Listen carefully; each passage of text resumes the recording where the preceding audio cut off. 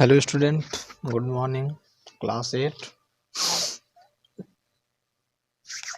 आप लोग का हिंदी फर्स्ट पेपर में सरिता चैप्टर जो कि पद्य है एक पोयम, इस पाठ को हम पढ़ा रहे थे। और जैसा कि इसमें आपको 2 पैराग्राफ पढ़ाए थे कि सरिता अर्थात जो नदी है वह किस तरह से अपने मार्ग को बनाती है, मार्ग को बनाते हुए आने वाली बाधाओं को किस तरह से समस्या को ख़त्म करती है, अपने हटाती है और उसको जो है विभिन्न तरह की समस्याएं जो सामने आती है उसका वर्णन कवि ने इस पाठ में किया हुआ है। तो इसका पहला और दूसरा पैरा जो था उसके विषय में हम लोग पढ़े थे कि जो यह सरिता का जल है, लघु सरिता का बहता जल, वह कितना ठंडा होता है और कितना स्वच्छ होता है। इसमें जो है फर्स्ट पैरा जो था उसमें यही बताया गया कि इसको देख लेते हैं हम लोग पहले, फिर उसके बाद सेकंड थर्ड पे पढ़ते हैं। तो इसमें यह बताया गया आपका कि लघु सरिता का जो जल है वह आपका क्या हुआ, कितना शीतल है, निर्मल है और जो बर्फ के चद्दर हैं, बर्फ की जो चट्टानें होती हैं उन्हीं से मिलकर यह बनता है। यह बताया गया कि बर्फ की जो चट्टानें हैं उनसे ही निकलता है यह, क्योंकि नदियों का जो स्रोत है या तो वर्षा के ऊपर वो निर्भर होते हैं, या नदियाँ क्या होती हैं या तो वह वर्षा के ऊपर निर्भर होती हैं, और या तो वो क्या करती हैं, जो बर्फ होते हैं, हिम अर्थात जो बर्फ होते हैं उन्हीं के वही जो पिघलते हैं, उन्हीं के चट्टान जो होते हैं, बड़े बड़े ग्लेशियर आप देखते हैं, उन ग्लेशियर के पिघलने से हमारे नदियों को पानी मिलता है। तो यहाँ पे कवि यह कह रहा है कि हिम गिर के हिम से निकल अर्थात वो क्या करती हैं, बर्फ की जो चट्टानें होती हैं, जो पहाड़ों पे बर्फ जमे होते हैं वहाँ से वे निकलती हैं, और जब वहाँ से निकलती हैं तो विमल दूध सा हिम का जल, और वह क्या हो जाती हैं, विमल अर्थात दूध विमल होता है सफ़ेद, और दूध होता है आपका भी सफ़ेद। तो इतना शुद्ध होती हैं, इतना साफ होती हैं वे पानी कि इस तरह हो जाती हैं, दूध के समान हो जाती हैं और एकदम नया नवीन प्रतीत होती हैं। और वे जो है अपने रास्ते में आते हुए कर निनाद करते हैं, अर्थात उसमें जो जल की आवाज़ होती है वह जल की आवाज़ आपका कर करती है, और उसमें छल छल तल की इस तरह की उसमें आवाज़ आती है। और किस में आती है, नदियों के जल में। और जब नदी का पानी वहाँ से चलता है पहाड़ों पर से, यहाँ से इस तरह से ऊंचाई से अगर पहाड़ से निकलता है तो वहाँ पे जो बर्फ़ की चट्टानें होती हैं उनके द्वारा जो आपका जल होता है वह काफ़ी शुद्ध होता है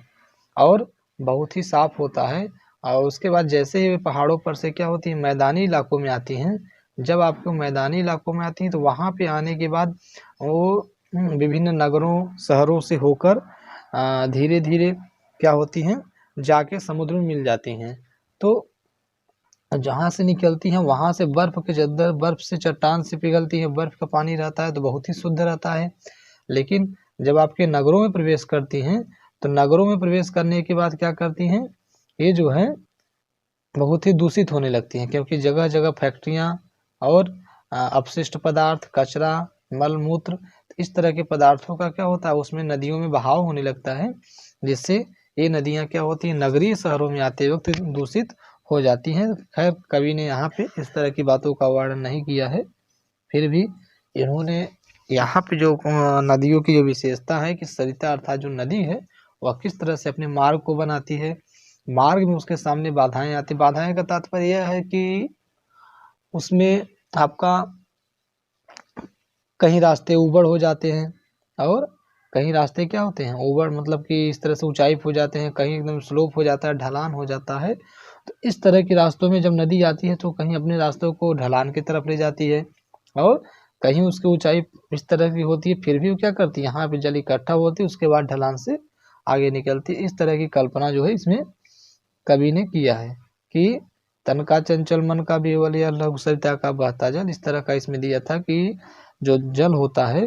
अर्थात नदी का जो जल होता है वह तन का चंचल होता है, उसकी सुंदरता जो होती है, तन अर्थात शरीर में उसके क्या होती है, चंचलता होती है। चंचलता होने का तात्पर्य है कि आपने मार्ग को बहुत ही शार्प तरीके से, बहुत नुकीले तरीके से बनाती है। मन की विह्वल होती है, उसका मन बहुत ही शुद्ध होता है, साफ होता है। उसका कारण यह है कि वह किसी भी प्रकार का भेदभाव नहीं करती। इसमें यह बताने की कवि ने कोशिश किया। यहाँ पे जो है कवि का तात्पर्य है कि वह कवि क्या कहना चाहता है कि धर्म, जाति, वंश या जाति पात के आधार पर नदी के जल के बंटवारे की बात वह नहीं करना चाहता। इस तरह की बात यहाँ पे कर रहा है। उसके बाद फिर वह कहता है कभी कि ऊंचे शिखरों से निकलकर,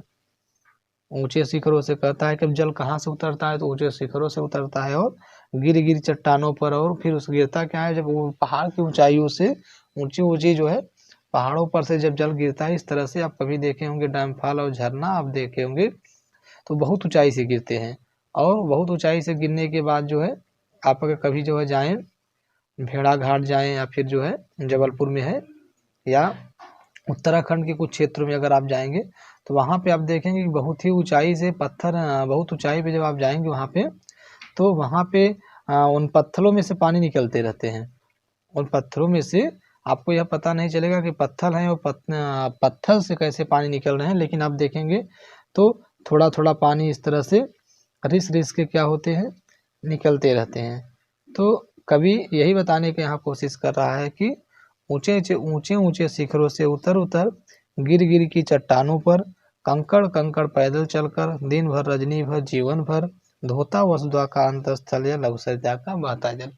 अर्थात यह जो लघु सरिता है, छोटी नदी है, यह नदी का जो बहता जल है क्या करता है, धोता वसुधा का अंतस्थल। अंतस्थल होता है हृदय आपका। अंतस्थल हम किसको संबोधित करते हैं, वह हम हृदय को संबोधित करते हैं कि जो अंतस्थल होता है किसका, वसुधा का। वसुधा अर्थात जो आपकी यह पृथ्वी है उसके हृदय को अंतस्थल अर्थात उसके हृदय को क्या करती है, यह नदी जो है धोती है अर्थात साफ करती है। कैसे साफ करती है, अपने द्वारा विभिन्न मार्ग में अपशिष्ट पदार्थ, मलमूत्र, कचरे,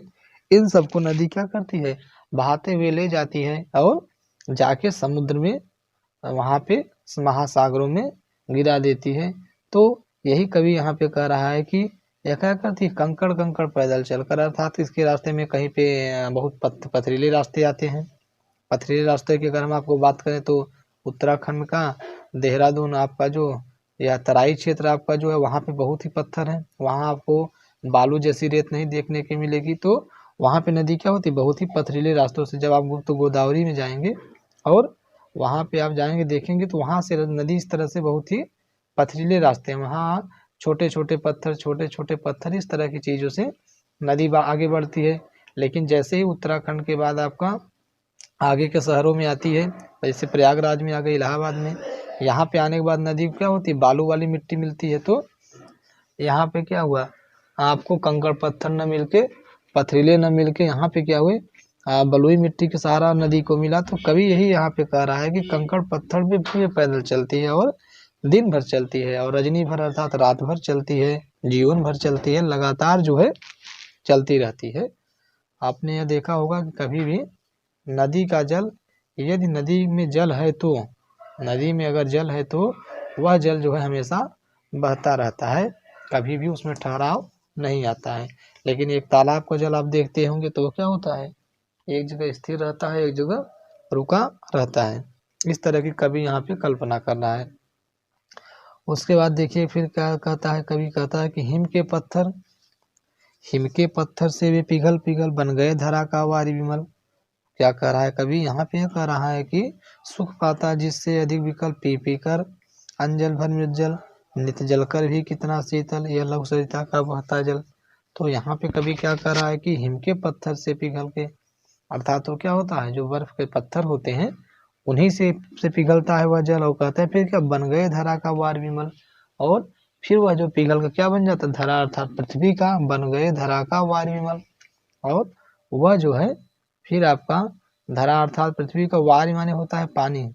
वारी का रूप क्या है, वारी आपका नपुंसक लिंग में होता है, जल का ही एक पर्यायवाची है। वारी वारिणी वारिणी वारी वारिणी वारिणी आपका रूप इसका चलता है, अनंत नपुंसक लिंग होता है इकारांत, और वाड़ा वाणाभ्याम वारी भी इसका रूप चलता है। तो यहाँ पे जो बताया गया आपका कि वह जो पत्थर से, जो आपका बर्फ के पत्थर से जल निकलता है वह बन गए धरा का वार विमल,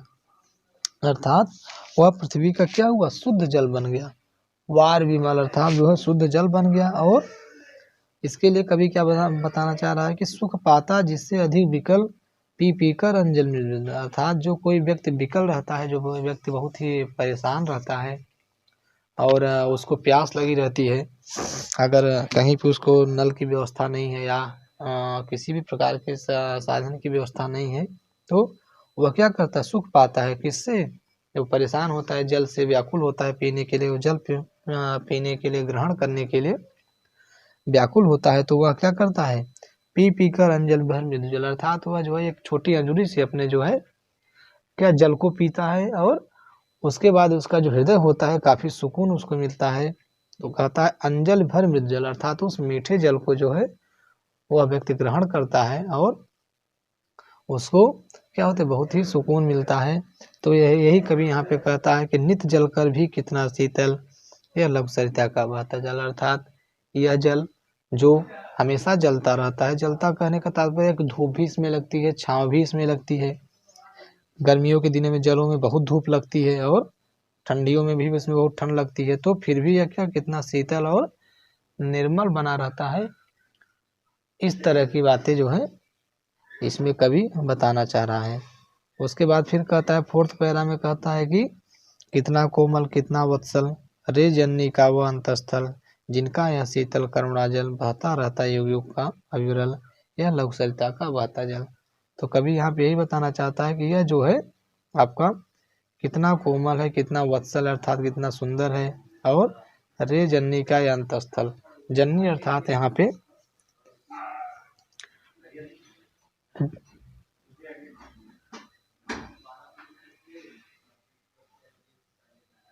जो है सतत वाहिनी होती हैं, अर्थात जो हिमालय पर्वत से निकलती हैं, उसमें आपका क्या होता है, वर्ष भर जल बना रहता है। उसका कारण यह है कि वो बर्फ से जो है जल ग्रहण करती है, अर्थात वो क्या होती है आपके हमेशा बर्फ की चट्टानों से जल को ग्रहण करती हैं, और कुछ जो होती हैं जो वर्षा के जल पर निर्भर होती हैं। जो दक्षिण भारत की नदियाँ होती हैं, गोदावरी और कावेरी, कृष्णा, ये सब नदियाँ क्या होती है, दक्षिण भारत की नदियाँ आपकी केवल वर्षा के जल पर निर्भर करती हैं, इसलिए इसमें वर्ष भर जल नहीं रहता है। तो इस तरह से सरिता विषय के पाठ में कवि ने यह बताया था। मैं आशा करता हूँ कि आप लोगों को यह पाठ जो है अच्छे से समझ में आया होगा। अगर किसी पैराग्राफ में आपको